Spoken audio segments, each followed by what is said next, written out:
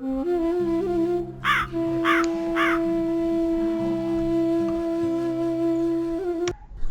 একটা মাঠ, মাঠের ওপারে ঘন বন। এক ছিল কাক। সে খাবারের খোঁজে বনে যেতে চাইল। সে উঠতে শুরু করলো। উঠতে উঠতে তার খুব পিপাসা পেল। সে এদিক ওদিক তাকালো পানির খোঁজে। তখন একটা কলসি পড়ল তার চোখে।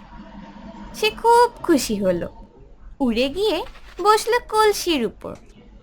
সে দেখল পানি কলসির তলার দিকে। কাক ঠোঁট ঢুকিয়ে দিল কলসিতে, কিন্তু নাগাল পেল না।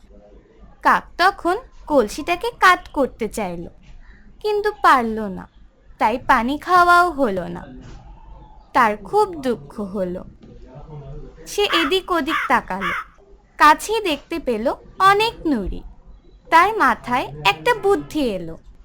সে একটা করে নুড়ি আনতে লাগলো, ফেলতে লাগলো কলসির ভিতরে।